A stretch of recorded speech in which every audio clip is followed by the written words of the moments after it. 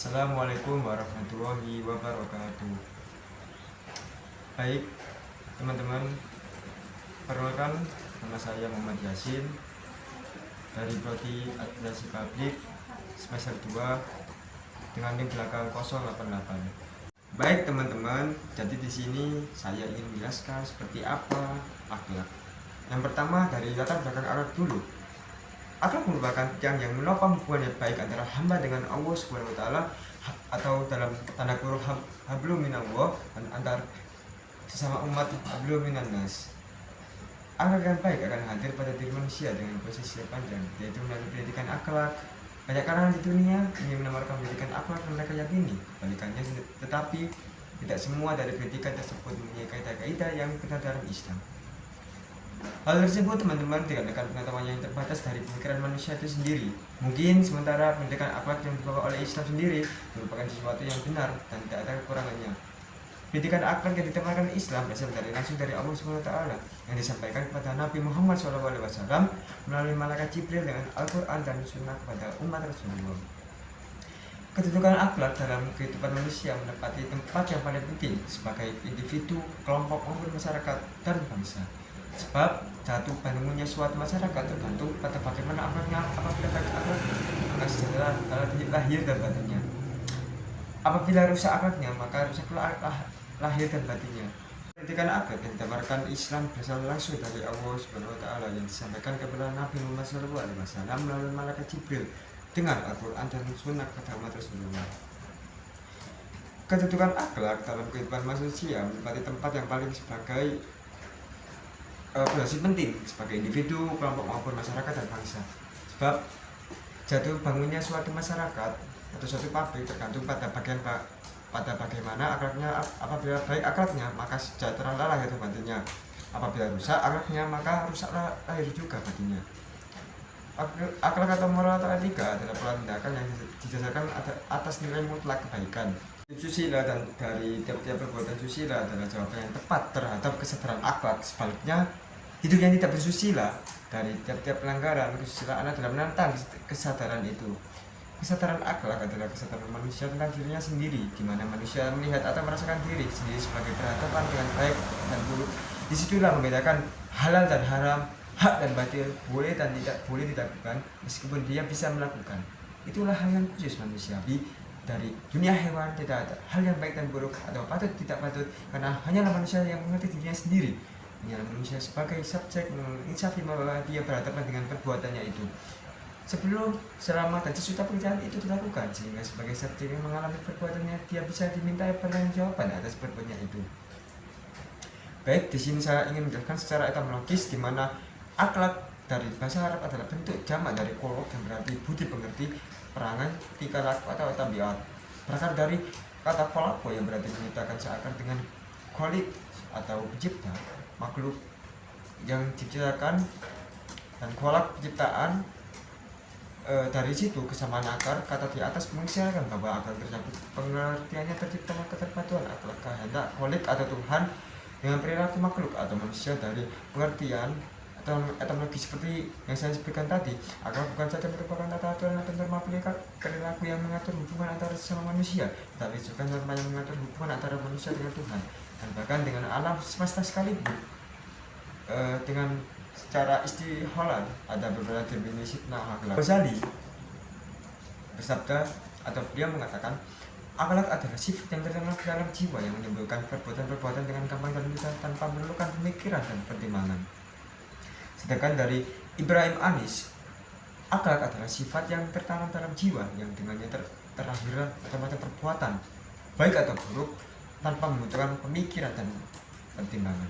Sedangkan dari pakar Islam Abdul Karim Zaidan, akhlak adalah nilai-nilai dan sifat-sifat yang tertanam dalam jiwa yang dengan sorotan timbangannya seseorang dalam menilai perbuatannya baik atau buruk untuk kemudian memilih melakukannya atau meninggalkannya. Ketika definisi yang dikutip di atas sepakat menyatakan bahwa akhlak atau khuluq adalah sifat yang tertanam dalam jiwa manusia, sehingga dia akan muncul secara spontan bila mana diperlukan tanpa memerlukan dorongan dari luar. Dalam Iyahul Abdi menyatakan tasawwur al-afdi suhula wa yusir, ini aja ilaji kalau ya gimana ya menimbulkan perbuatan-perbuatan dengan gampang dan mudah tanpa memerlukan pemikiran dan pertimbangannya. Baik, sifat spontanitas dari akal tersebut dapat diilustrasikan dalam contoh berikut ini. Bila seseorang menyumbang dalam jumlah yang besar untuk bangunan masjid setelah mendapatkan dorongan dari seorang dai atau yang menyebutkan ayat-ayat dan hadis tentang keutamaan membangun masjid tersebut, maka orang tadi belum bisa dikatakan sebagai orang yang mempunyai sifat pemurah, karena sifatnya tersebut waktu itu lahirlah dorongan seperti itu, jadi dia itu tidak menyumbang, dan kalaupun menyumbang hanya dalam jumlah sedikit. Namun manakala tidak ada dorongan pun dia pun tetap menyumbang apapun dimana saja, barulah bisa dikatakan dia mempunyai sifat pemurah. Contoh lain nih, dalam menerima tamu, bila seseorang membeda-bedakan tamu yang lain dengan satu yang lain, kadang-kala ramah, kadang-kala tidak, maka orang yang tadi bisa dikatakan mempunyai sifat memuliakan tamu.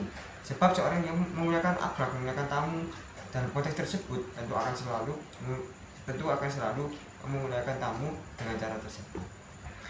Baik dari sumber akal dalam Islam sendiri, maksudnya adalah jadi ukuran yang baik dari buruk, mulia atau tercela. Sebagai mana keseluruhan ajaran Islam, sumber akal adalah Al-Quran dari Sunnah, bukan asal pikir kepada masyarakat sebagai pada konsep etika dan moral pada yang buruk atau yang baik, dimana konteksnya dalam pandangan Mu'tazilah.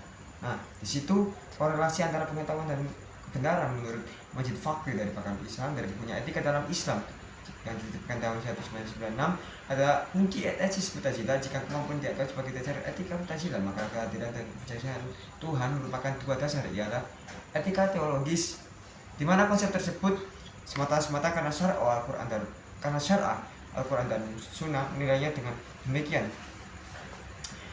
Kenapa sifat sabar, syukur, maaf, pemurah, dan jujur misalnya dinilai baik nih? Kita kan perlu tahu. Nah, sifat-sifat tersebut dinilai tidak lain karena syar'a, kecuali baliknya karena marah dan tak bersyukur, dendam, kikir, entah jenisnya.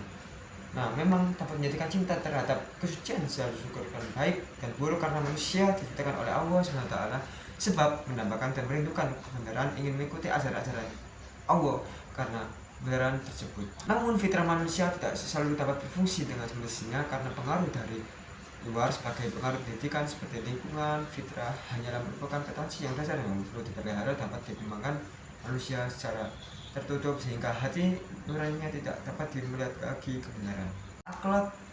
Akhlak sebagai modal kehidupan sosial. Apa nih yang aku maksud dari akhlak sebagai modal kehidupan sosial? Nah, sesuatu perbuatan dipandang baik oleh masyarakat dan umum atau dipandang buruk oleh masyarakat tersebut, gimana setiap orang dapat menilai sesuatu perbuatan itu dari perkataan atau perbuatan lainnya itu buruk. Nah, perasaan terhadap sesuatu perbuatan itu baik atau perbuatan itu buruk, itu yang disebut moral sense. Apa itu moral sense? Umpamanya nih, ada seseorang yang berbuatan kasar terhadap orang tua kita misalnya nih, orang akan menilai bahwa perbuatan itu adalah tidak baik. Demikian pula terhadap perbuatan seperti kikir, sombong, ujub, takabur, aniaya serta sejenisnya yang dibedakan sama dermawan, rendah hati, adil, dan seterusnya. Nah, itu sebuah perbedaan yang dimana akhlak baik dan terpuji itu seperti apa, dan akhlak yang tercela itu seperti apa, begitu.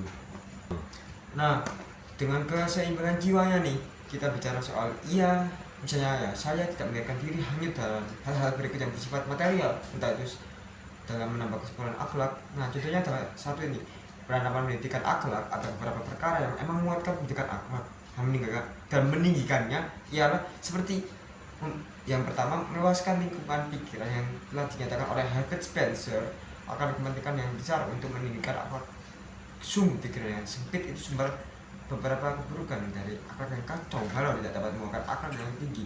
Kita melihat takutnya beberapa orang disebabkan karena kurufat yang memenuhi otak mereka, dan banyak dari suku bangsa yang biadab berkeyakinan bahwa keadilan itu hanya diwajibkan pada orang yang masuk ke mereka. Teman-teman, berkawan dengan orang yang terpilih atau setengah dari yang dapat mendidik akhlak ini adalah berkawan dengan orang yang terpilih.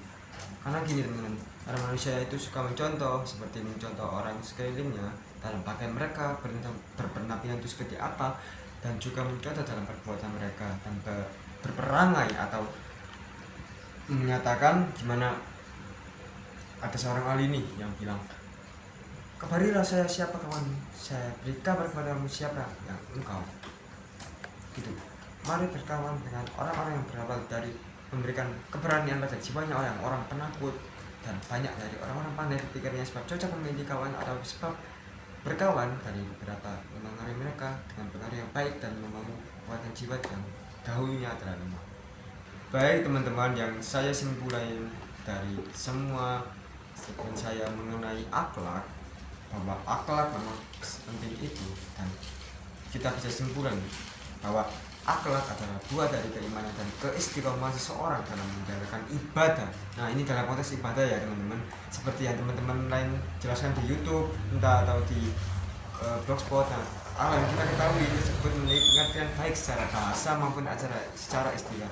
Selain itu, ada beberapa ulama yang juga menyampaikan pengertian akhlak, bagaimana para dalil ada Ibnu Askawi menyebutkan bahwa akhlak adalah kejam jiwa, adalah sifat seorang yang mendorong melakukan sesuatu tanpa perlu mempertimbangkannya terlebih dahulu. Nah, saya Yasin saran ke teman-teman kalian nih yang menonton video YouTube ini, kita sebagai seorang muslim, ini konteksnya dalam muslim ya, bukan dari yang lain, harus bisa menjadi hamba Allah yang taat pada ajarannya dan menjauhi larangannya, yang serta menjadi seorang muslim yang dapat memberikan etika, moral, akhlak yang baik dan sesuai dengan ajaran Islam dalam kehidupan sehari-hari. Baik, saya Muhammad Yasin dengan 088. Turut misalnya ada salah kata mohon dimanfaatkan. Wassalamualaikum warahmatullahi wabarakatuh.